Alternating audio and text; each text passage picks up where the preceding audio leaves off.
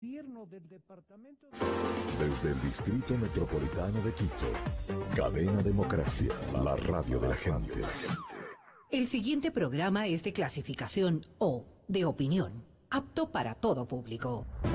Por Radio Democracia y Democracia TV presentamos Focus, los ojos de la democracia, con Marlon Puertas. Bienvenido.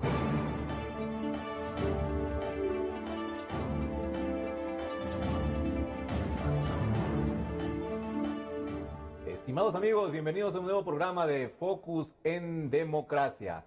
Hoy estamos 26 de septiembre de 2017, Día de la Bandera Nacional, uno de los símbolos patrios que tenemos aquí en Ecuador. Así que un saludo cívico para todo el país.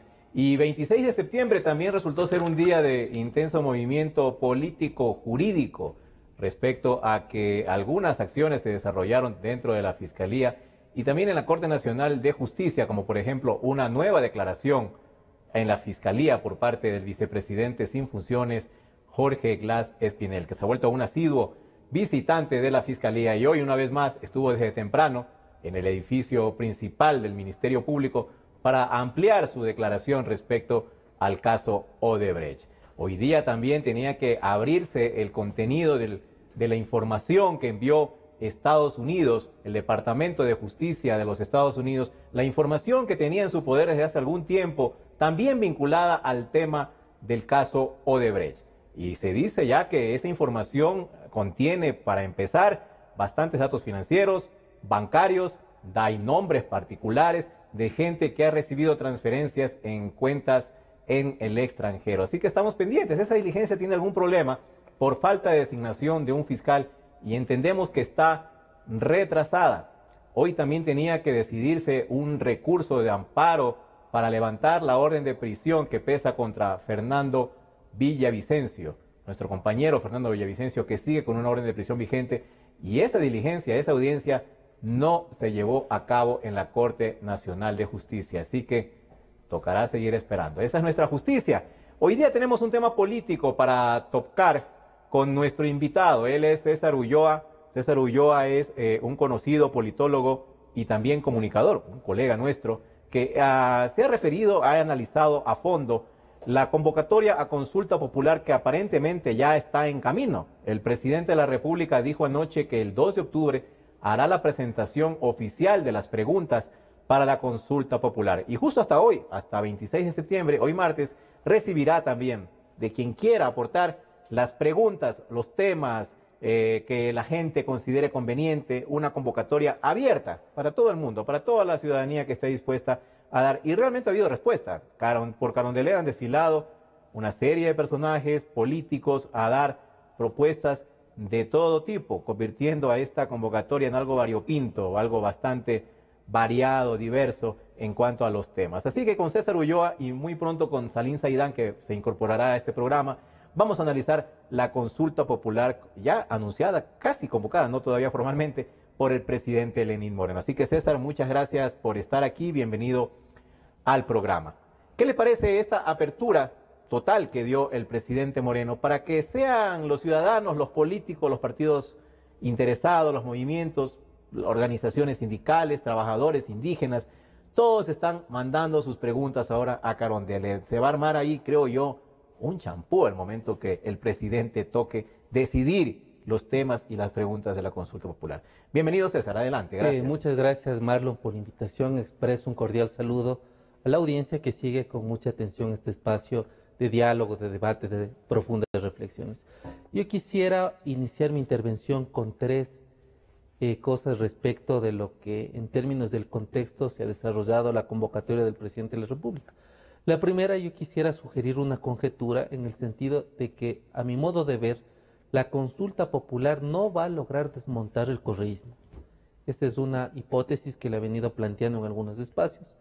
La segunda es que a mí me da la impresión que el presidente sintoniza con bastante precisión en cuanto a lo que la ciudadanía quiere escuchar en ciertas coyunturas críticas. Entonces, a mí me parece que el discurso es un recurso simbólico bastante fuerte, en el sentido que Moreno ha sabido atemperar la situación política y por lo tanto la gente, entre comillas, respira aire de paz.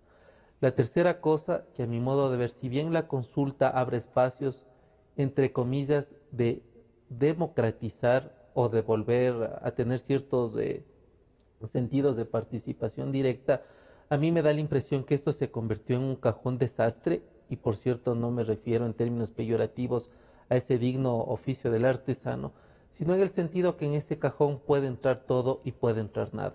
Eso supone además que en la consulta, porque además la Constitución lo establece, no se tenga claridad, primero, del número de preguntas. Segunda, tampoco se tiene claridad si que los vocales de la Corte Constitucional van a dar paso, sobre todo el juez que va a ser encargado de revisar si estas consultas no atentan contra la constitucionalidad. Y la tercera, incluso si se aceptara algunas preguntas que nadie sabe de qué se tratan, incluso ese juez tendrá la posibilidad de sugerir, o más bien dicho, de solicitar de manera vinculante que se reforme la redacción. Entonces, a mi modo de ver, son estas tres cosas que podrían iniciar el debate. Comencemos por la primera, César. Usted dijo que no ve que la consulta popular consiga ese deseo que está omnipresente. Prácticamente todos los que impulsan o apoyan la consulta promovida por el presidente dicen que el objetivo efectivamente es desmontar el correísmo. ¿Usted cree que eso no va a ocurrir? ¿Por qué? ¿Por qué? Porque el correísmo no solo supone una arquitectura institucional en el sentido de que las más altas autoridades del Estado hayan sido nominadas por Alianza País.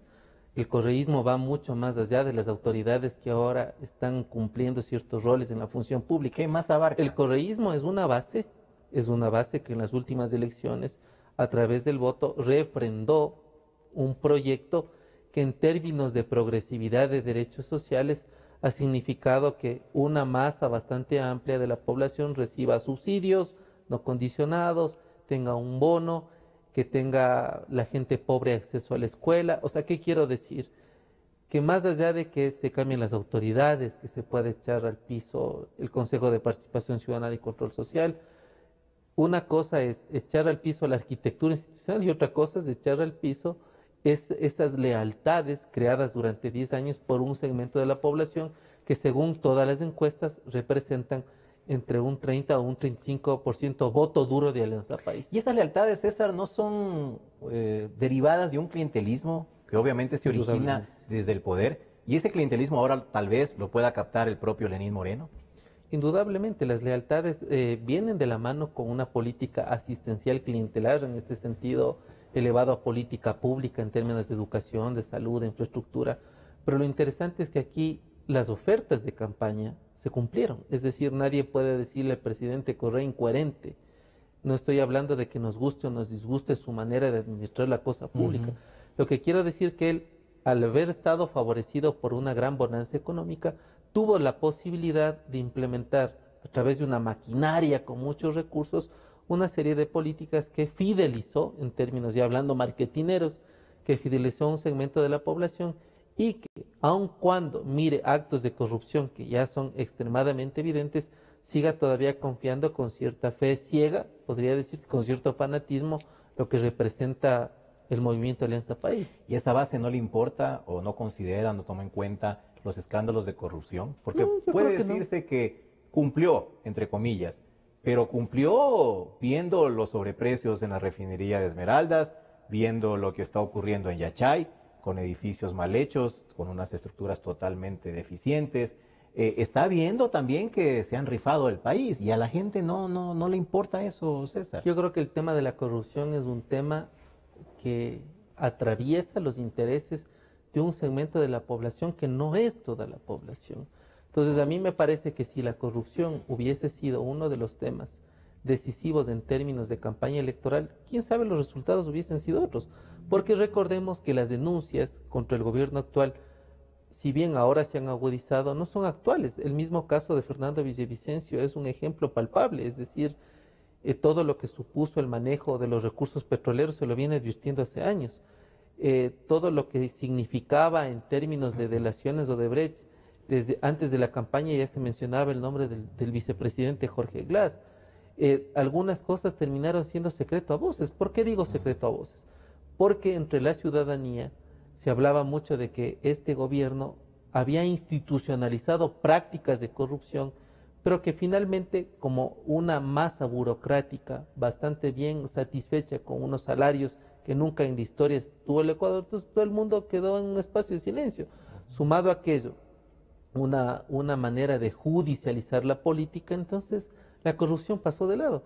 Yo creo que a la gente le interesa cuando está en situación de pobreza o en una situación de salir de la pobreza, le interesa qué llevar para comer a la casa. Yo creo que, y con esto no quiero subestimar a la gente que no esté poniendo como primer tema de interés la lucha contra la corrupción.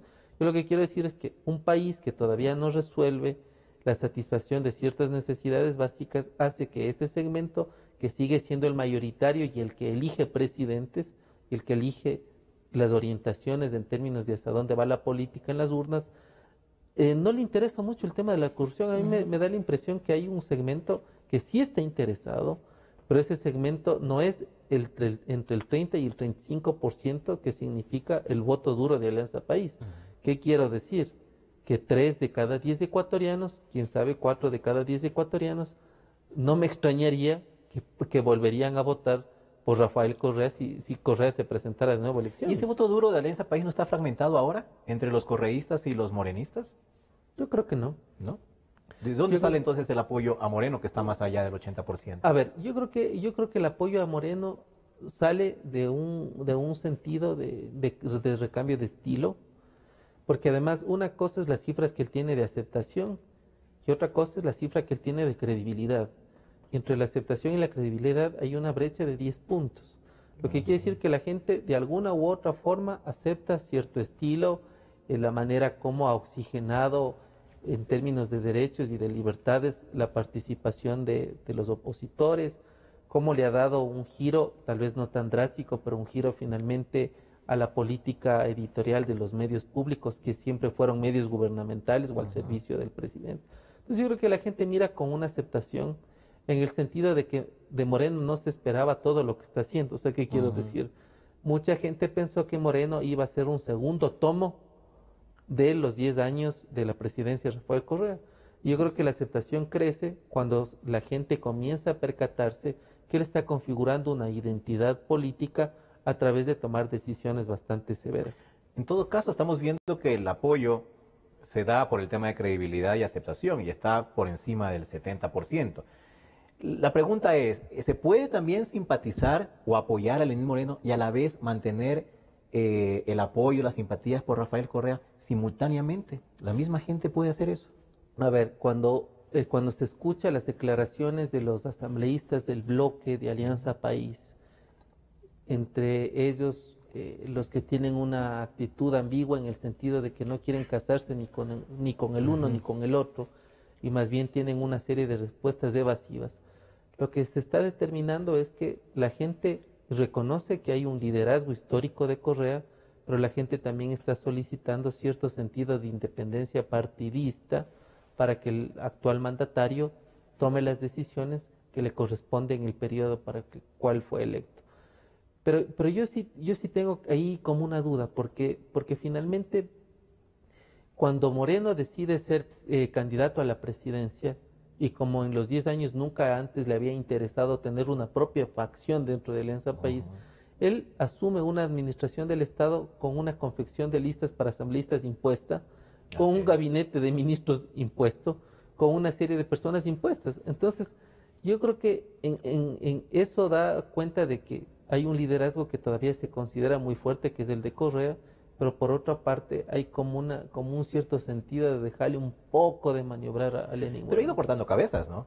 En el transcurso de estos meses, que son pocos en realidad, ya no hay algunos que dejó de herencia Correa, Patiño, está Hernández, en fin, hay algunas y dicen que pueden venirse más cambios hasta fin de año. Entonces, como que el presidente también ha entendido eso y se va a ir zafando en el camino. Bueno, yo creo que Moreno necesariamente tiene que irse zafando en el camino de alguna gente, porque algo que no queda claro dentro de la política ecuatoriana, que es un vicio recurrente a lo largo de la historia, es que el presidente de la República es el presidente del partido y es el presidente del comité y es el presidente de todo. Yo creo que Moreno tiene que pedir cierta libertad en términos de disciplina partidista, con la finalidad de poder oxigenar su gestión pública y nombrar a las personas que él considere por dentro, por fuera del partido, que le permitan administrar la cosa pública. Era necesario, a mi modo de ver, que se vaya deshaciendo, si ese es el término adecuado de alguna gente. Pero yo creo que todavía Moreno no es un presidente fuerte. Puede tener aceptación, puede tener credibilidad, pero eso no significa que en términos de manejo institucional él tenga todas las de ganar. Por eso uno puede advertir que hay un paso adelante y dos hacia atrás. Es decir, en la mañana Moreno hace un anuncio lo suficientemente potente y en la tarde hay una serie de eventualidades que transcurren que terminan convirtiendo el escenario en una paradoja, es decir, ¿a qué juega Moreno? Y eso se debe precisamente a la debilidad que Moreno tiene como un presidente que no logró una fuerte facción dentro del partido, ¿no? Moreno es débil en el sentido de que no cuenta con aliados del tipo del fiscal general del Estado, del procurador, de la Corte Constitucional. Por ahí ya le veo de aliado al contralor encargado. Ayer estuvo en Carondelet. Sí, claro. ¿Esa debilidad tiene que ver con eso también, César? Yo creo que la debilidad tiene con la acción que Moreno tuvo durante su gestión como vicepresidente y luego como enviado del Ecuador a este cargo de Naciones Unidas, en el sentido que a Moreno nunca le interesó tener su propio grupo dentro de Alianza País. Entonces, dentro de la Asamblea, nosotros miramos que el bloque de Alianza País no logra todavía tomar una postura clara en cuanto a la conducción del Estado en el sentido de apoyar o no al presidente Moreno. Entonces yo creo que su debilidad no está necesariamente en el manejo de las otras funciones del Estado, porque eso es una aberración para la democracia. Totalmente, pero a eso nos acostumbraron, no solo, claro. yo no digo el correísmo, los 10 años, porque eso es una historia viejísima en el Ecuador. Yo digo, Moreno no tiene un grupo de personas, unos 10 o unos 15 cuadros de él, es decir, cuadros que trabajen para él, que salgan una rueda de prensa y diga, este es el bloque o este es el equipo de Lenín Moreno. Lo que conocemos es 2 o 3 personas que son cercanas a Moreno, como es María Fernanda Espinosa y su pareja, como es Irina Cabezas, y alguna gente que le pudo acompañar en su gestión como vicepresidente en la implementación de algunos programas sociales. Pero yo no he visto como lo que hace el bloque Alianza País, es decir, que salen 15, 20 o 30 después de haber nominado un vocero a defender a su líder histórico. Claro. Yo creo que cuando Moreno cambia sus ministros, dependiendo del resultado de la consulta, podrá dar una rueda de prensa con 10 o 15 personas diciendo, bueno, dentro de Alianza País, aquí hay un bloque, aquí hay un grupo de personas, o por último, si no es de Alianza País, hay un grupo de gente que quiere jugarse por el gobierno. Eso es difícil, ¿por qué, Marlon? Porque en las circunstancias en que está el Ecuador, las personas no se arriesgan a tener un cargo público, porque nadie sabe cuál es el desenlace de la trama de corrupción, no solo de Odebrecht, hablamos del tema petrolero, hablamos de los sobreprecios en todas las obras de infraestructura, de gran infraestructura. Entonces la gente más bien mira con cuidado y yo diría que Moreno podría conformar un equipo después de la consulta cuando se tenga un desenlace claro. Es decir, si Moreno logra mejorar su capital político en términos que hay un respaldo evidente, yo creo que ahí podría ser. ¿Y usted cómo ve las posibilidades ya en el sentido de los resultados que puede tener el presidente con su consulta? ¿La tiene fácil? ¿La tiene segura? ¿O tendrá que pelearla en una campaña? Yo creo que va a tener que pelear. Yo creo que es demasiado triunfalismo decir que Moreno va a ganar la consulta por una serie de razones. La primera, Moreno no tiene operadores políticos como los tenía Correa. Moreno tiene un Estado o administra un Estado que no tiene los mismos recursos para hacer una campaña en las dimensiones que Alianza País tuvo en la mejor época de bonanza económica. Moreno va a topar temas que son lo suficientemente delicados que incluso le van a poner a discutir o a negociar con los caudillos locales. Me refiero específicamente a la enmienda constitucional que tiene que ver con la reelección para todos los cargos de elección popular. Esta enmienda, eso conversábamos antes, si se elimina, aprobada en diciembre de 2015, afectará no solo a la presidencia de la República, sino a todos los cargos, en este caso provinciales, alcaldías, prefecturas. Desde junta parroquial hasta la presidencia. Entonces, la norma es general. Claro, la norma es general. Ahora, si se quisiera introducir una pregunta en la consulta con la característica sesgada de que solo se elimine la reelección indefinida para la presidencia es con dedicatoria. Yo creo que eso más bien sería un punto en contra de Moreno más que a favor de Moreno. Porque en la enmienda lo que dijo es reelección indefinida para todos los cargos de elección popular.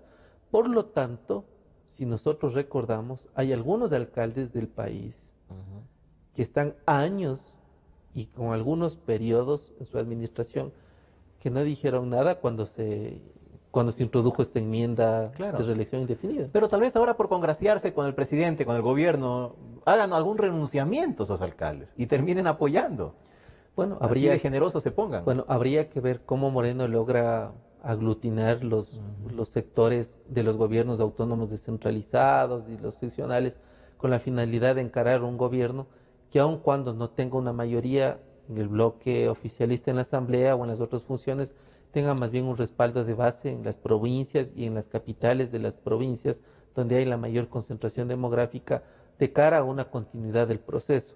Entonces, a mí no me extrañaría que en algún momento dado vuelvan a sentarse alcaldes y prefectos, como ya lo hicieron en una vez anterior, no para apoyar alguna candidatura específica, sino para decir, bueno, nosotros también entre comillas, nos sacrificamos, tenemos todas las posibilidades de seguir, pero vamos adelante. Pero ese sacrificio implicará, se me ocurre, que alcaldes y prefectos con posibilidades de seguir en sus funciones estén pensando en sucederle a Moreno después. Claro. Claro, ¿usted cree, César, que si Alianza País, al bloque de asambleístas de Alianza País que hay en la Asamblea, no les gustan las preguntas que finalmente decida el presidente Moreno, se vayan en contra de la consulta popular y hasta hagan campaña por el no? Claro, indudablemente, indudablemente. Yo creo que aquí Moreno se enfrenta a tres escenarios. La primera es incluir en la consulta popular todo aquello que las encuestas de opinión pública admiten como necesarias, y entiendo que hay un común denominador en las encuestas que hacen opinión en el sentido de que hay 4 hechos bastante importantes, que es el asunto de las enmiendas constitucionales, el Consejo de Participación Ciudadana y Control Social, el tema de la ley de comunicación, o sea, eliminar esta figura que es un servicio, el tema de las Fuerzas Armadas, es decir, no convertirles a las Fuerzas Armadas en un mal disfraz de una policía militarizada. Y lo otro es mirar qué incluye de los otros sectores sociales, pero además, yo creo que a Moreno no le resulta ningún buen negocio romper definitivamente con el bloque de Alianza País. ¿Por qué no le resulta ningún buen negocio? Porque si bien tiene una oposición que le apoya en términos de desmontar el correísmo, pero esa oposición tampoco le ha jurado amor eterno, le ha jurado respaldo hasta el final del mandato. De ninguna manera. La oposición está pensando en las seccionales y por lo tanto todo lo que consiga en términos de negociación servirá para ellos reconfigurar su capital político en las alcaldías y en las prefecturas. Y por otro lado, a mí me parece que Moreno tendrá que incluir en la consulta algunas preguntas que el bloque de Alianza País le sugiera. ¿Y por qué digo tendrá? Para no pelearse. Además, no pelearse, pero además hay que reconocer algo. O sea, nos guste o nos disguste, el bloque Alianza País es una mayoría absoluta y por lo tanto tiene todas las credenciales en términos de legitimidad para proponer algo. Entonces sería absurdo que nosotros pensemos que un bloque de 74 no tiene por qué presentar preguntas o no tiene el derecho para presentar preguntas, porque eso sería caer en el mismo juego de la polarización en la que Correa en algún momento nos metió a todos. Entonces yo creo que Moreno tiene la orientación de lo que dice las encuestas, algunos pedidos especiales o demandas de movimientos sociales en términos de reivindicación en cuanto a la transgresión de derechos que se ha dado durante este tiempo, y la otra es las preguntas de Alianza País. Ahora, ¿cómo procesa eso? Muy difícil. Muy difícil. Porque además no hay ningún... Además, la norma nos dice que en una consulta se puede preguntar una como 100. Se puede preguntar 4 como una. O una con tres sábanas de anexos. Así es. Entonces eso tampoco está muy claro. Ni siquiera se vislumbra cómo se va a dar eso, ¿no? Aquí acaba de llegar aquí al estudio justamente Salim Saidán, a quien invitamos a que se incorpore, por favor, Salim. Mientras tanto, una última pregunta y para cerrar este capítulo con usted, César, respecto a Correa. Hay analistas políticos, Enrique Ayala Mora, voy a mencionar uno, que creen que Correa se ha quemado vertiginosamente en estos pocos meses. durante el gobierno de Lenín Moreno. Y creen que políticamente casi está liquidado. Y hasta lo invitan que venga y que se lance y participe en elecciones para derrotarlo en las urnas. ¿Qué le parece a ustedes? Que no comparto ese bajo criterio? ningún punto de vista ese criterio, porque si la oposición tuviera claridad respecto de la sepultura de Rafael Correa, entonces no estaría preocupada por lo que Rafael Correa dice todo el tiempo. Es así de claro. Entonces hay un contrasentido, a mi modo de ver, que nos deja evidenciar que la oposición no tiene claridad acerca de un proyecto político a mediano y largo plazo. Entonces, yo no creo que esté sepultado bajo ningún punto de vista, porque si tal sepultado estuviera, yo no creo que Ayala Mora u otros estuvieran pendientes del mínimo movimiento que hace Correa. Yo creo que Correa, insisto, más allá de las preferencias que cada ecuatoriano tiene, Correa generó un antes y un después en la política.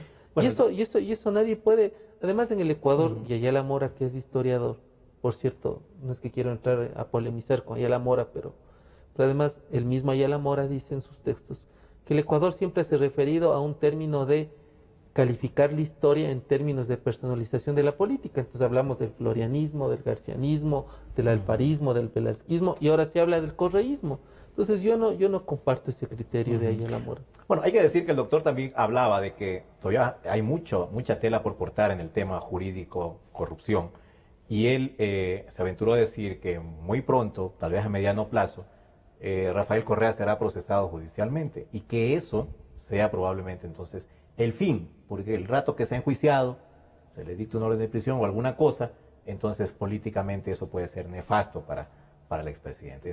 Esa parte también la dijo, así que... A ver, yo creo vale que el Ecuador históricamente ha dado evidencias que cuando hay estos liderazgos sobredimensionados, porque hay una serie de lambones que trabajan para que eso suceda, y además que estos liderazgos representan todo lo que significa la figura paterna para un pueblo desvalido, más allá de que existan juicios o no sigan juicios, son vigentes. Voy a poner un ejemplo. Argentina es el único país que sigue votando por el muerto, la gente sigue votando por Perón.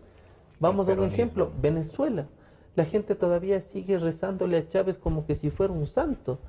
Entonces yo creo que aquí con Correa, si se llega a un proceso de determinar que él tiene responsabilidad en una serie de eventualidades, habría que ver cuál es el desenlace. A mí me parece que la oposición, Marlon, no sintoniza todavía con lo que el país demanda. A mí me parece que hay opositores, no hay una oposición orgánica, y me parece que tampoco hay partidos políticos. Y digo esto con contundencia, porque fíjense en que ahora que se pide un recambio a la arquitectura constitucional desde diversas iniciativas, no se sabe ni siquiera quién podría cubrir esas funciones del Estado. Entonces un partido político no solo es los cuadros que compiten electoralmente para ser, ¿no es cierto?, convertirse en alguna nominación. Los partidos políticos también tienen cuadros que se van formando para cumplir otras funciones. Entonces yo creo que ahí me parece que la oposición todavía deja ver sus fracturas que no han sido resueltas ni han sido soldadas durante estos 10 años. Fracturas y debilidades. Gracias a Salim Saidán por estar aquí. Estaba conversando con César Ulloa Tapia respecto a la consulta popular, que deriva en otra serie de análisis también políticos coyunturales, como el gobierno de Lenín Moreno, su relación con Rafael Correa, su relación con el bloque de Alianza País. Pero Salim, comencemos con esta convocatoria abierta, y fue la primera pregunta que le hice a César. ¿Qué hizo Lenín Moreno para que todo el mundo, el que quiera, presente preguntas ahí en Carondelet, dando una muestra de apertura que no se había visto acá en el país hace mucho tiempo? Entonces le ha caído de todo, ¿no? Ahora le piden que en consulta baje los impuestos, que se consulte al Yasuní, que se elimine el 5% de salida de capitales, etcétera. Va a tener, la verdad, un problema el presidente en el momento que le toque seleccionar y presentar el próximo 2 de octubre, que es el siguiente lunes, poquísimo tiempo, las preguntas definitivas. ¿Qué le parece, Salim? Bienvenido. Gracias, Marlon. Un gusto compartir la entrevista contigo. Un gusto también compartir con César este espacio. Yo considero que es una estrategia muy riesgosa la que está desarrollando el presidente Moreno con ocasión de la consulta, el anuncio de consulta popular, cuyo contenido se dará a conocer el 2 de octubre de acuerdo a sus últimas declaraciones. ¿Por qué califico de estrategia riesgosa a lo hecho por Moreno, el anuncio de Moreno? Porque considero que el abrir el espectro hacia todos los sectores sociales, hacia todos los gremios, va a derivar en cientos de preguntas que le van a llevar, digamos, a sus asesores a una depuración de la lista definitiva que va a ser puesta a consideración del pueblo, que va a derivar a su vez en sectores excluidos, que no se sientan tomados en cuenta, preguntas que no hayan sido consideradas, que hayan sido excluidas, asuntos que hayan sido incorporados, explicaciones que no las va a poder dar de por qué razón se aceptó ciertos pedidos, por qué razón se excluyeron otros pedidos. Entonces, definitivamente eso va a ser una jugada muy riesgosa. O sea, se arriesga, Salim, a que de entrada empiece a ganar oposición la consulta popular porque no les incluyeron sus preguntas. Exacto. Ciertos sectores. Por una pretensión de legitimación de su accionar, corre el riesgo justamente de caer en una exclusión de asuntos que va a provocar el descontento en ciertos sectores de la sociedad que van a ver no tomados en cuenta algunos de sus planteamientos. Ejemplo, los sectores de la construcción ya han hecho un planteamiento en cuanto a la derogatoria de la ley de plusvalía, tengo entendido. Así es. Hay sectores sociales, inclusive los padres, no descartamos plantear alguna propuesta de consulta en el sentido de si la gente apoya o no la incorporación de la custodia compartida. Alguna idea para legislar a través de un plebiscito, porque también hay que encauzar las preguntas por la vía correcta, ¿no? Okay. Algunos temas serán objeto de plebiscito. ¿Y lo van a hacer o no? ¿Van a presentar eso o ya se les acabó el tiempo? Estamos valorándolo. Porque solo hasta hoy tienen tiempo. Sí, además, claro, es el tiempo que nos ha dado el presidente de la República para plantear nuestras sugerencias. Y además yo creo que va a tener un tinte político. Más que de derecho ciudadano, creo que va a ser de reorganización del poder. O sea, los asuntos creo que van a estar mucho más focalizados en lo que es un cambio en la institucionalidad antes que en la expansión de derechos. Porque yo creo que si es que el propósito, el compromiso del presidente Moreno es con los derechos de los ciudadanos, pues tranquilamente se podría plantear algún proyecto de enmienda que solamente se ha aprobado en la Asamblea Nacional, prescindiendo de la consulta popular. Pero me parece que la pretensión es desmontar el correísmo de varias instituciones del Estado que han sido tomadas por gente afín al expresidente. Y por otro lado también creo que es un intento de legitimar su actuación cuando se está quedando sin el apoyo importante de un movimiento político que era el protagonista en la escena electoral. De su propio partido. Exacto, claro. Entonces yo creo que de su propio partido, hasta que él organice su movimiento propio, hasta que él aglutine fuerzas o se apoyen organizaciones sociales como lo ha hecho en los últimos tiempos, creo que es importante, o sea, no puede despreciar ese apoyo que le puede dar el movimiento político que le llevó a la presidencia de la República, más allá de su intento por desmarcarse del accionar del partido gobernante durante los últimos 10 años, creo que es una intención por legitimar sus actuaciones y comenzar a marcar distancia ya con el movimiento político de ese país. Con César conversábamos justamente de eso, de que aquí no se disimula la intención política que hay tras la consulta, que es desmontar el correísmo. Muchos actores políticos lo dicen así, frontalmente. Pero César decía que él considera que no se va a lograr desmontar el correísmo, pese a la consulta popular. ¿Qué cree usted, Salim? Es complejo el escenario, es muy complejo el escenario. Y es extraño también el propósito que tiene el presidente Moreno, el aparente propósito que tiene de cambiar a ciertas autoridades, de organismos de control, de justicia, y a la vez mantener en puestos claves del gobierno a gente cercana y leal al expresidente de la República. Un ejemplo, quien lidera la CENAIN es una persona que fue muy cercana al expresidente de la República, Rafael Correa, incluso cuando fue ministro. De tal manera que no comprendo yo cómo se le confía las labores de inteligencia a una persona que fue muy cercana a la persona con la que está confrontando con mucha recurrencia. Entonces, a mí me daba bastante la atención y creo que va a ser muy difícil porque los espacios institucionales están copados absolutamente por gente afín al expresidente de la República que incluso le está entregando información al expresidente, está filtrando información de los movimientos del actual gobierno, y eso me parece muy riesgoso, inclusive para la institucionalidad del país. O sea, pero en todo caso, me parece que es válido ese intento por recuperar los cauces democráticos de ciertas instituciones, sobre todo de control y de justicia. Me parece muy válido el tratar de cambiar la integración de estos organismos, cuidando, eso sí, no caer en cambios constitucionales que pueden, digamos, bloquearle la vía del plebiscito, ¿no? O sea, cualquier cambio constitucional se lo tiene que discutir a través de un referéndum. Claro. De un referéndum. Y eso tiene que tener muy claro el proponente. Claro, y la Corte Constitucional se encargará de calificar eso. Pero el tema de fondo es, ¿significa que la consulta popular va a remover a las fichas que dejó Correa heredadas a Lenín Moreno? Tipo fiscal general, por ejemplo. Eso es una figura clave que yo creo que tanto Correa lo quiere mantener, el que él puso, como Lenín Moreno aparentemente se quiere deshacer de esa figura y poner a alguien que esté un poco más desligado del presidente Rafael Correa. Pero con eso bastará. ¿Qué pasa con el paso siguiente? ¿Cómo se va a elegir? Se quiere desmontar el quinto poder también, pero ¿cómo se va a elegir a los nuevos? ¿La estructura va a seguir igual? ¿El procedimiento va a seguir igual?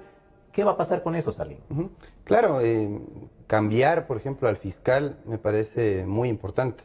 Es el titular de la acción penal, de quien depende el que inicie un proceso penal, el que acusa en determinados casos a las personas que se presumen cometido delitos. Entonces eso es clave la figura del fiscal y clave en la institucionalidad. ¿Cómo se lo va a reemplazar también?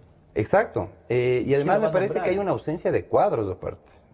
Gente cercana a Moreno, yo considero que la gente cercana a Moreno todavía no está preparada para asumir el control de las instituciones, bueno, control en el buen sentido, ¿no? Claro. O asumir el mando de las instituciones. Un ejemplo de eso, el cambio reciente de ministro de Defensa.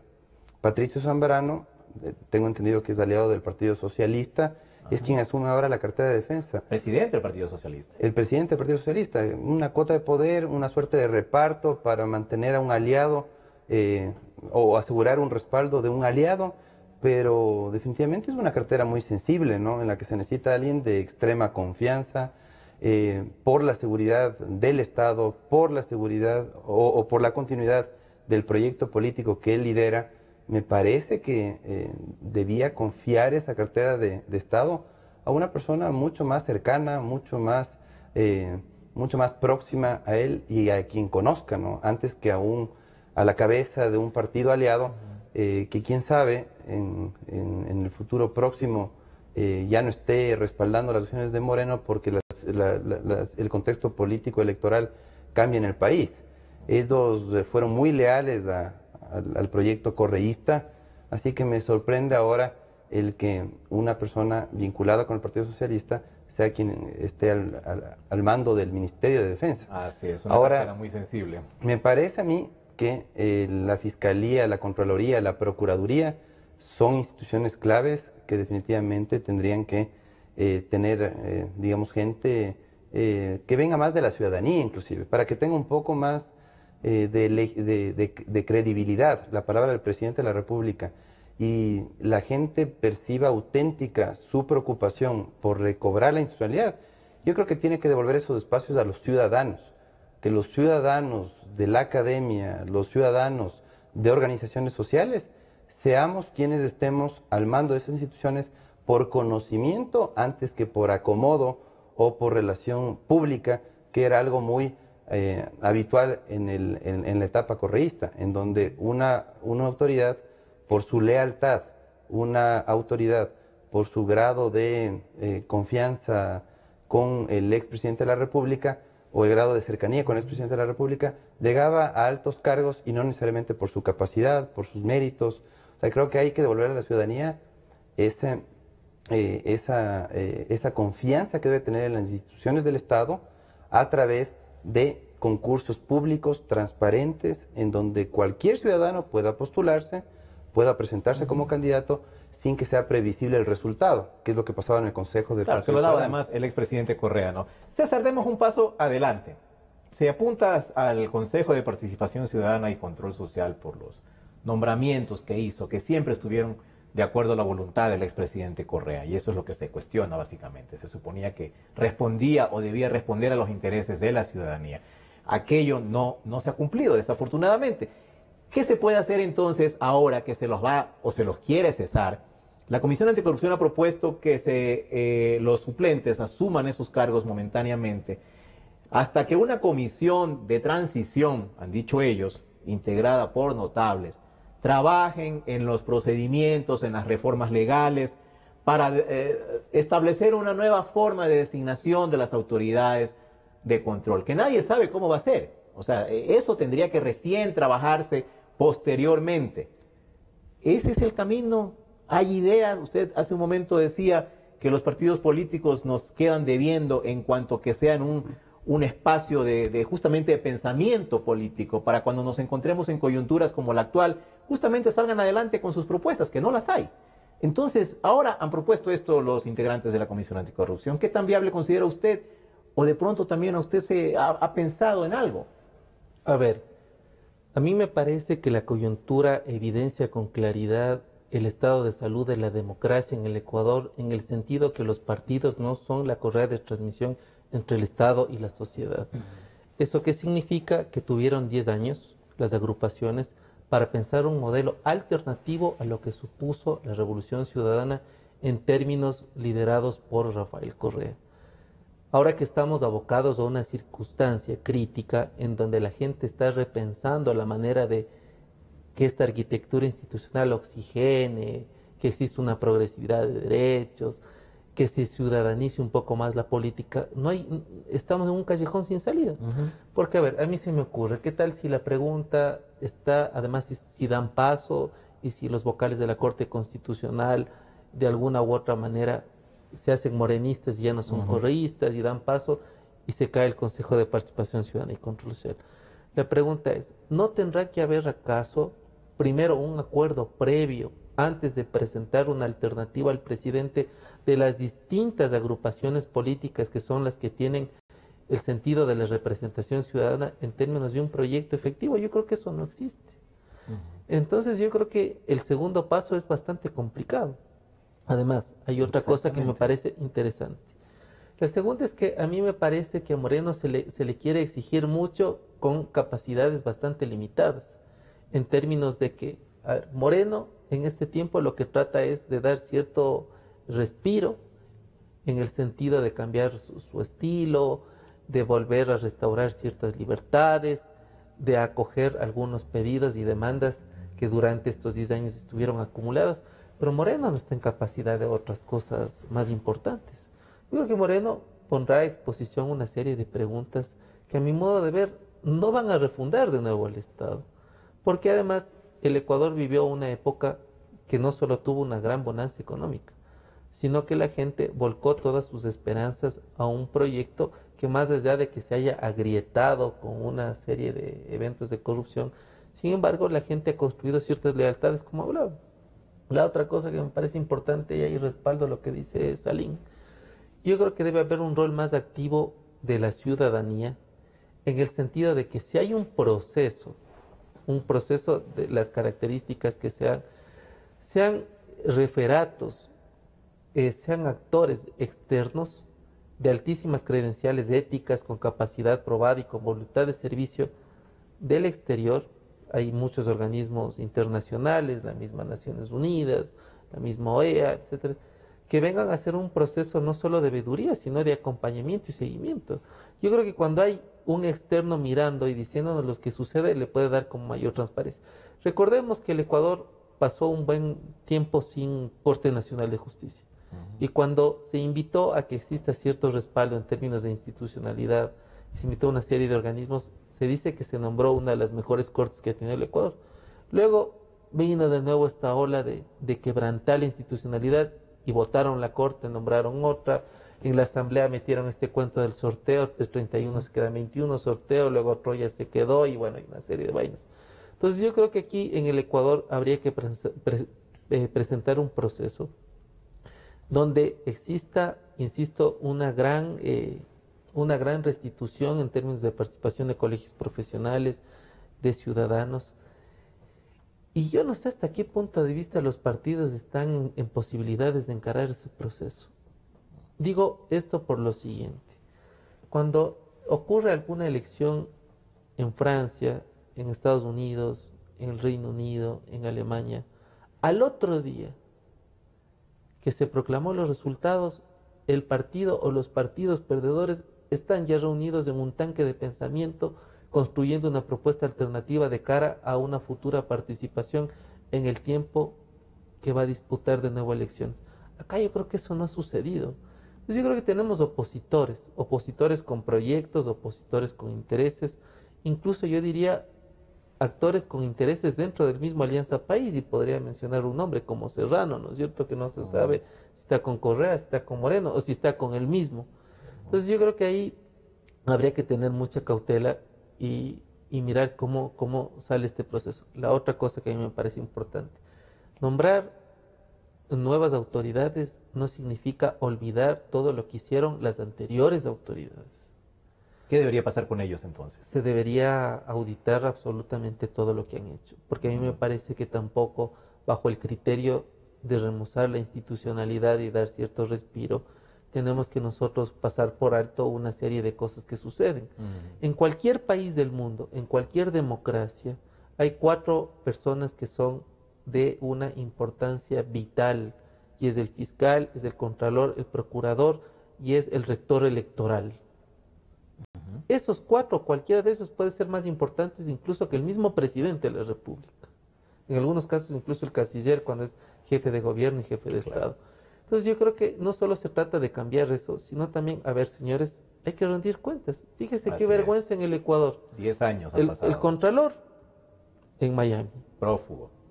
El anterior fiscal, mutatis mutandis, no sabe qué pasó con la fiscalía. Con pasajes comprados para Bogotá. El actual, siempre con un conjunto de ambigüedades, de retrasos, etc. El procurador, callado, desconocido, en el anonimato, introvertido. Y el presidente del Consejo Nacional Electoral, bueno, todos sabemos cómo se desenvolvieron en algunas cosas el tema del... Llegará el momento, César. Entonces, yo creo que no solo es cuestión de cambiar, sino también este momento, si es una coyuntura crítica lo suficientemente potente, yo creo que es el momento, como dicen los chamanes, ¿no es cierto?, de sacar todos los demonios que existen en la democracia ecuatoriana. O sea, si queremos transparentar, creo que este es un paso que pudiera ser posible. Ahora, que eso se dé, tengo mis serias dudas. Tengo mis serias dudas porque me parece que Moreno, vuelvo a insistir a lo que dije al inicio, es un presidente al que se le exige demasiado, con unas capacidades muy limitadas, por lo que Salín dijo, yo he dicho. O sea, Moreno no tiene un equipo de unas 30 personas, no las tiene. Y débil además. Salín, ¿la consulta popular será suficiente para satisfacer todos los deseos que hay de dejar atrás el correísmo? Algunos dicen que no será suficiente y que más bien solo es el primer paso previo a la instalación o a la convocatoria de una asamblea constituyente. ¿Qué crees? Sí, hay sectores de la oposición, del oficialismo, bueno, ya no se podría hablar de oficialismo, sino de una parte del oficialismo, por llamarlo así, está sugiriendo la convocatoria de una asamblea constituyente. A mí me parece que reorganizar al Estado, repensar los derechos, reconfigurar las garantías, no es poca cosa. 8 meses, 10 meses, un año. Le puede tomar a una asamblea constituyente presentar al pueblo ecuatoriano ese producto para ponerlo a consideración. ¿Y es necesario? En un referéndum aprobatorio, ¿no? Barrer con la actual constitución y hacer una nueva. Para mí necesita reformas muy puntuales en lo que es la ingeniería estatal, en lo que es la organización del Estado, en lo que es la parte orgánica de la Constitución. La parte dogmática tiene un nutrido catálogo de derechos, un nutrido catálogo de principios y de garantías. Para mí es innecesaria una asamblea constituyente y una nueva constitución. Y más si proviene esta iniciativa del propio correísmo, quienes nos invitaron a votar a favor de la Constitución, a aprobar ese proyecto de Constitución, quienes nos aseguraron que iba a durar, tenía una vocación de estabilidad, que iba a durar 300 años, que desde ese sector se esté promoviendo la instalación de una asamblea constituyente llama profundamente la atención. Entonces yo creo que sí tienen que repensar las estrategias políticas los distintos actores y actuar con absoluta responsabilidad. No se puede pensar cada 10 años en que el cambio de constitución va a resolver los grandes problemas nacionales. Yo creo que tenemos que enfocarnos mucho, por ejemplo, en las políticas públicas. La formulación de las políticas públicas es bastante deficiente en el ámbito seccional, en el ámbito nacional. Hay poco desarrollo legislativo de ciertas instituciones que están ahí en la Constitución y que no han tenido una adecuada regulación. Entonces, me parece que el reto es hacia la formulación de políticas públicas, hacia la atención de necesidades básicas de la población, que no se satisfacen con programas que pueden resultar muy atractivos para la ciudadanía y muy beneficiosos en lo electoral para el gobernante, como toda una vida. Pero realmente hay un conjunto de acciones bien articuladas. Hay gente técnicamente bien capacitada, técnicamente preparada, bien capacitada para atender esas necesidades de la gente, para formular esas políticas públicas. Me parece que el presidente Moreno tiene que pensar en formar un buen equipo de trabajo, que me parece aún no lo tiene. Si tú observas el equipo de trabajo de Moreno, es básicamente el grupo que apoyó inicialmente el proyecto político de Rafael Correa. Sí, gente afín a la izquierda, militante de izquierda, pero con poca formación política, ideológica y con poca experticia técnica en los campos de acción de la función ejecutiva. Entonces, a mí me preocupa particularmente eso, que no hay formación política ni en el oficialismo ni en la oposición. Tú tienes en el Código de la Democracia esa exigencia. Como partido político, tú tienes que capacitar a los militantes. Como movimiento político, tienes que capacitar. Y no se cumple. Formar a los adherentes. Y no se cumple. No hay una educación cívica, una transmisión de valores ideológicos que te permitan a ti identificarte con un candidato, votar por un proyecto político y, qué sé yo, identificarte y poner todo tu contingente al servicio del país y de ese movimiento, pero con una identificación ideológica sólida. Así es. El rato de las elecciones se lo saca de la farándula, de una cancha de fútbol. Resuelven rápido sus problemas los partidos, ¿no? En el tema de ganar candidaturas. Es cortoplacista y electorera la mentalidad de la clase política ecuatoriana, lastimosamente. Y eso hace que el ciudadano no se sienta, digamos, identificado con los actores políticos, no crea que tiene la responsabilidad también de involucrarse, de poner su grano de arena para la solución de los grandes problemas nacionales. Mira, por ejemplo, ahora se habla muchísimo, como te decía, de la nueva organización del poder, pero está totalmente descuidada la parte de los derechos. Los derechos ya están reconocidos, pero hay políticas públicas para garantizarlos. Hay una serie de consejos de igualdad en absoluto que generan poca política pública. Vamos pensando también en acercar al gobierno al ciudadano. Se creó toda una nueva organización territorial, nuevos niveles de gobierno con los famosos GATS, los gobiernos autónomos descentralizados. El COTAD ahora está siendo revisado, va a ser reformado. Vamos hacia esos temas medulares, porque esos son los que finalmente se traducen en servicios públicos, en toma de decisiones que benefician al ciudadano, y eso es lo que le interesa al ciudadano. Y en el respeto a sus derechos, ¿no? Salim, debería asustar, digo yo, al gobierno, la amenaza que lanzó Rafael Correa, de que si en la consulta se incluyen temas que le molesten particularmente a él de lo que dejó tan bien hecho, entonces él va a venir a promover la instalación de la Asamblea Constituyente, quiera o no quiera el gobierno. ¿Tiene Correa ese poder, esa fuerza todavía para concretar una advertencia de este tipo? Creo que mantiene cierto nivel de capital político, ¿no?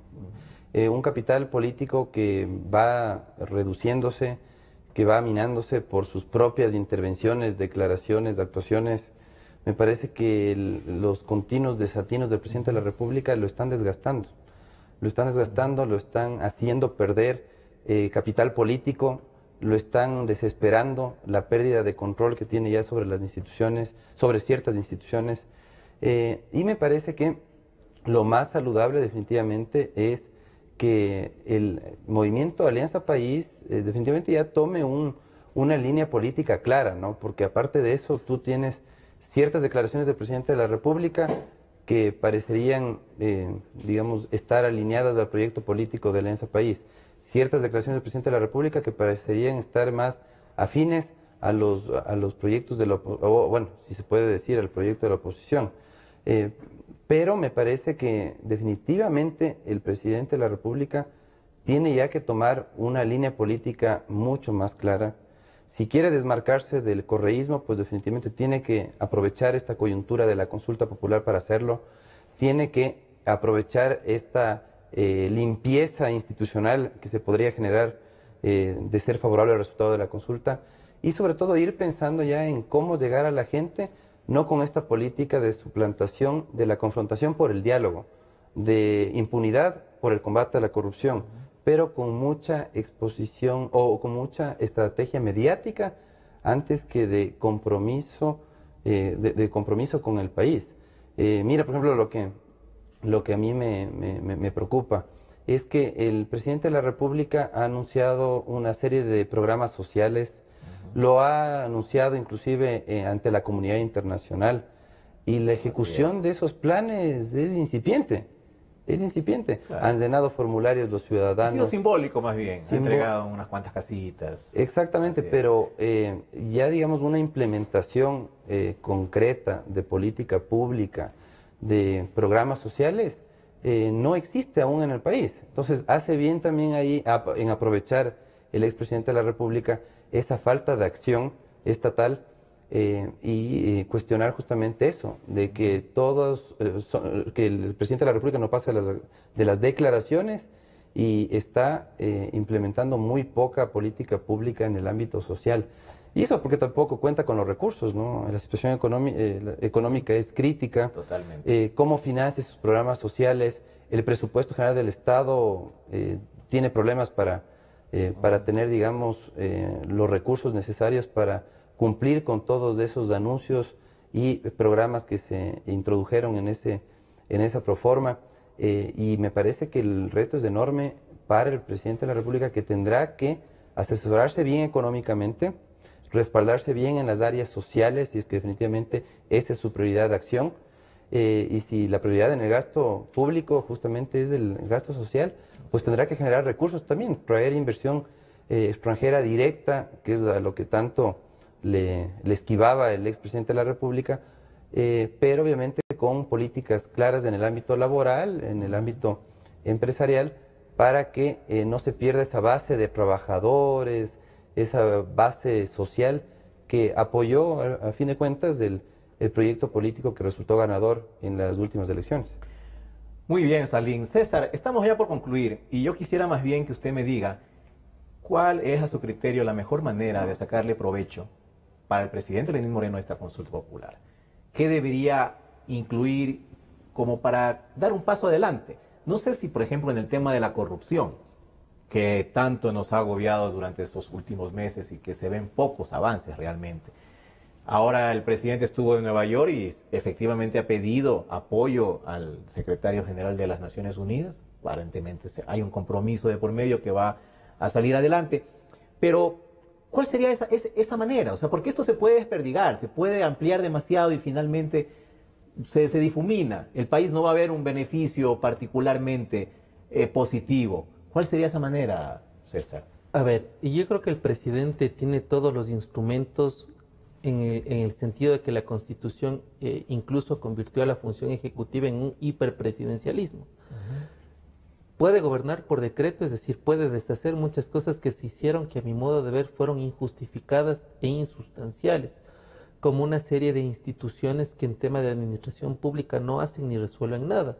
Caso concreto, lo que había de la Secretaría de la Felicidad y la pretensión de que los ecuatorianos tengamos un estado emocional positivo a través de la normativa, que es una barbaridad. Creo que tiene ese instrumento. Lo otro, yo creo que el presidente tiene el mayor punto de inflexión en lo que puede ser su administración en un antes y un después. Yo creo que la consulta marca un antes y un después en lo que puede ser su gobierno. ¿En qué sentido? A ver, creo que no tenemos que inventarnos el agua tibia. Creo que hay un proyecto bastante bien elaborado, que es el que propuso Pedro Pablo Kuczynski Perú, acerca de la muerte civil. Y creo que los términos son lo suficientemente contundentes como para cerrar definitivamente el paso a una serie de prácticas delictivas de políticos que de alguna manera, ¿no es cierto?, juegan por sus intereses más que por el servicio a la comunidad. La segunda cosa que me parece importante es, a ver, si esta consulta es el punto de inflexión, tengo que yo nombrar un nuevo gabinete. Y este gabinete tendría que no necesariamente responder a intereses partidistas, sino más bien a una agenda ciudadana con cosas que son bastante evidentes. Por ejemplo, todo lo que recomendó el Comité de Derechos Humanos en Ginebra el año pasado, todas las recomendaciones del examen periódico universal del Ecuador están claros y hace que se reoriente la política pública en temas de libertades. Tendrían que ser acogidas entonces. Tendrían que ser acogidas recomendaciones. indudablemente. La tercera cosa es que Moreno debería sincerar de una vez por todas el tema económico. A mí me parece que en el tema económico hay una vaciedad en cuanto a las declaraciones, no solo de su ministro, sino que también hay vaciedad en cuanto a una propuesta para encarar la deuda. Y además hay una vaciedad en cuanto a restituir una serie de posibilidades que podrían sostener la dolarización. Ojo, la dolarización no se sostiene por obra y gracia de que los ecuatorianos digan que nos gusta. Ni con discursos políticos. Indudablemente, la dolarización se mantiene con inversión extranjera directa, con repatriación de capitales, con una confianza del empresario y que vuelva, ¿no es cierto?, a reinvertir acá. Entonces también es un acuerdo que no solo depende del gobierno. Yo creo que ahí el gobierno tiene que hacer un fuerte trabajo de negociación y de acuerdos con los distintos sectores económicos, con la finalidad de que se vuelva a tener una confianza en el Ecuador. Lo otro, a mí me parece que también sería importante no solo actuar con la ciudadanía, me parece que también aquí debería aprovecharse toda la potencial que tiene la academia. Yo creo que la academia durante 10 años ha estado inhibida, ha estado acosada, ha estado prácticamente tecnoburocratizada, haciendo de la práctica académica una serie de procesos administrativos. Yo creo que la academia está para dar un respaldo. La academia no debe pintar a un partido o una... Gran parte de la academia también quedó en deuda, César. Indudablemente. Quedó en deuda por su Hay comodidad. un sector, claro, hay un sector de la academia que jugó a la consultoría, que jugó a la representación a algún ministerio, pero yo creo que hay otra parte de la academia que puede de alguna manera hacer una participación bastante interesante. Perfecto. Y lo otro, finalmente, tomando algo de lo que hemos dicho, inaugurar un nuevo estado de cosas en términos de democracia que no signifique tampoco lo que vivimos antes del correísmo. No volver. Digo esto, tampoco sería adecuado volver a la pugna entre socialcristianos y izquierda democrática. Al reparto en la asamblea. Y el PRE. Me parece que si los partidos están pensando en que deberíamos mirar hacia atrás y capturar o traer remozadas algunas prácticas, prácticamente sería un suicidio. Gracias, César. La misma pregunta, Salim. ¿Cómo se puede sacar el mejor provecho? Ya no quiero decir para Lenín Moreno, para el país, con esta consulta popular que ya viene. Bueno, primero yo creo que es indispensable que el presidente de la República se asesore bien en cuanto al planteamiento de las preguntas. Yo veo con preocupación, o escucho con preocupación, algunos actores políticos decir, por ejemplo, que se tiene que suprimir un órgano de una función del Estado a través de un plebiscito. Cosa que no se puede. No se puede. Una consulta de carácter plebiscitario no puede modificar la Constitución. Así es. Puede consultar sobre temas de relevancia nacional que no supongan un cambio a la Constitución. Hasta cesarlos en sus cargos. Exactamente. Exacto. Hasta ahí. Eso no supone un cambio a la Constitución, la forma, modificar el cambio como está integrado. Okay. Así que primero que se asesore bien. Exacto. Modificar la forma como está integrado actualmente el Consejo de Participación Ciudadana, cesando en funciones, dejando sin efectos jurídicos los nombramientos de los consejeros, por ejemplo, es válido. Pero no puedo yo suprimir un órgano porque eso implica un cambio constitucional. Y más aún si ese órgano ostenta una potestad nominadora de designar a altas autoridades que está establecida en la Constitución. No puedo trasladar esa potestad nominadora a otro órgano a través de un plebiscito. Tengo que hacerlo necesariamente a través de un referéndum. Entonces hay que escoger adecuadamente la vía. Me parece también que los ciudadanos tenemos que involucrarnos un poco más en el quehacer público. Tenemos que abandonar justamente esa zona de confort en la que estamos muchos académicos sin involucrarnos en la política. Creo que tenemos que involucrarnos un poco más en la política. Obviamente nos desalienta ver todo lo que pasa en la esfera pública, todos los escándalos de corrupción que se destapan semana a semana, y eso sí desalienta a los actores de la academia que tenemos interés en involucrarnos, en servir al país de algún modo. Mucha gente hemos tenido interés en participar en política, pero vemos que definitivamente la gente impreparada, poco honesta, se involucra en política y definitivamente desprestigia la función pública, ¿no? Entonces hay que pensar un poco más allá de la cuestión coyuntural, porque a mí también me preocupa algo que vi esta semana, ¿no? Cedatos hablaba de que el 74% de la población apoya la consulta popular. El momento en que se le pregunta al ciudadano sobre qué tema quiere ser consultado, la respuesta mayoritaria, el 43% de ese 74%, contesta que no sabe sobre qué quiere que le consulte. Entonces, eso sí pone en evidencia al tipo de electorado que tenemos acá en el país. Es un tipo de electorado poco informado, que no vota con conocimiento, que no siempre vota de manera reflexiva, sino que es muy cambiante, muy poco predecible. Apoya en un momento una política de confrontación, en otro momento apoya el diálogo. Una persona con otro estilo de gobernar. Apoya a una persona que definitivamente copa todos los espacios de poder y después apoya a un presidente que quiere recobrar la institucionalidad, pero con apoyo, obviamente, en ciertos actores políticos que estaban desprestigiados hasta hace poco y que ahora están recuperando su credibilidad.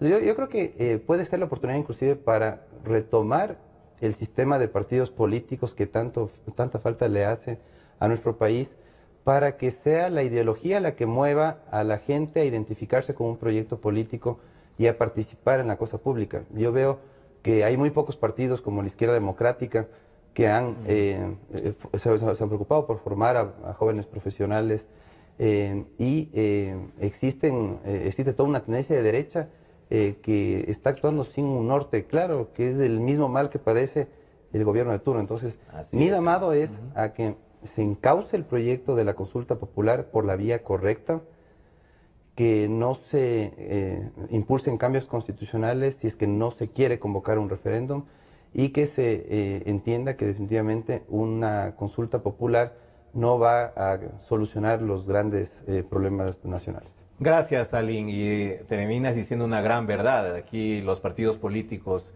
tienen una gran deuda con el país a raíz de la crisis que supuso la famosa partidocracia. Pero ahora también veo que más se empeñan en ser marcas para las elecciones. Ya no se ubican ni en un extremo ni en otro. Dicen, nosotros no tenemos ideología, y lo proclaman a los cuatro vientos como que si eso fuera un mérito digno de resaltar. Y se ponen un nombre, pues, ¿no? Un nombre marquetero que pegue, que impacte y que no implique ninguna relación. No vaya a ser que les digan de izquierda, no vaya a ser que les digan de derecha, sino que se ponen cualquier cosa, ¿no? Que avanza, que sube, que baja, que suma, que resta, y tantas marcas de esas que tanto daño, la verdad, es que hacen a la política. Gracias a nuestros invitados. La verdad es que sus aportes han sido muy valiosos en circunstancias tan necesarias como las actuales. Aquí se necesita efectivamente orientación, que la gente también se preocupe por informarse, por escuchar palabras como las que nos han dado ustedes hoy aquí en este programa. Así que gracias, Aline, gracias, César, y gracias a ustedes, amigos, por su atención a este programa. Nos veremos mañana en una nueva entrega. Hasta entonces. Son